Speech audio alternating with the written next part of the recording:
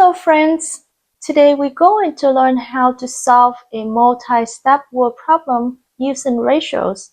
Let's read the problem together. In Miss Nguyen's classroom, the ratio of girls to boys is 2 to 1. If there are 27 students in total, how many girls are in the class? Before we start solving, let's think about what we know. We know the ratio of girls to boys is 2 to 1. That means every 2 girls, there is 1 boy. We also know there are 27 students in total. And we are trying to find how many girls in the classroom. Now let's solve it together. We're going to let M represents number of boys.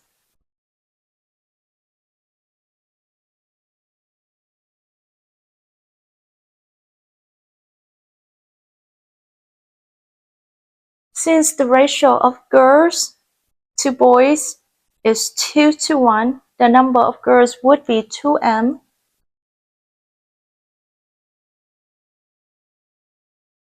Boys equal m.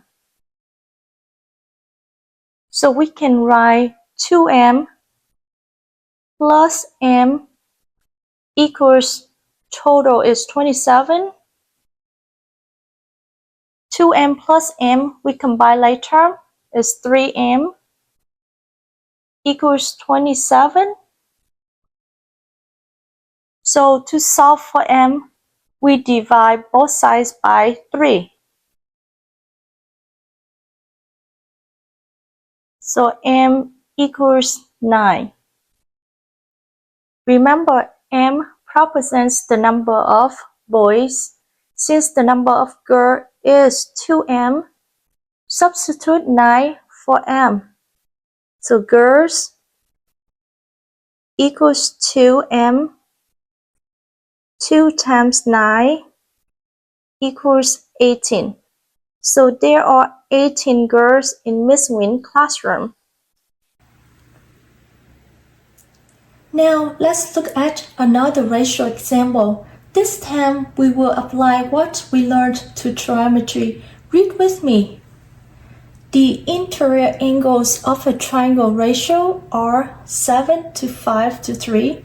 What is the measure of smallest angle?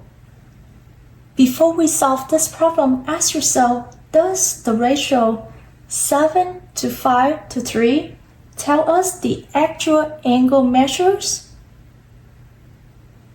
The answer is no. It only tells us how the 3 angles compare. Let's draw a triangle to help us visualize the problem.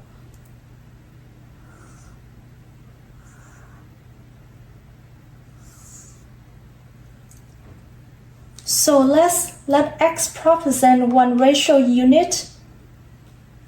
So the first angle is 7x degree, 5x degree, 3x degree.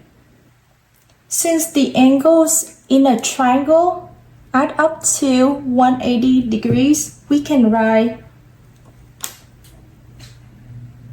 7x degree plus 5x degree plus 3x degree equals 180 degrees. We will combine like terms. So 7 plus 5 plus 3 is 15x equals to 180. We want to solve for x. Divide both sides by 15.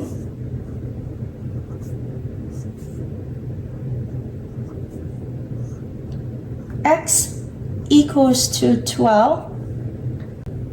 The question asks for the smallest angle, which is 3x degree right here. So we have 3x equals to, we will substitute 12 for x.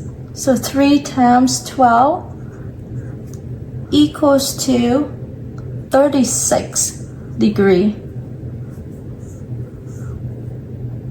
So this is the smallest angle. Great job everyone, thanks for learning with me today. If you found these ratio lessons helpful, don't forget to like and subscribe so you don't miss any future math lessons. Thanks for watching and I will see you in the next lesson. Bye!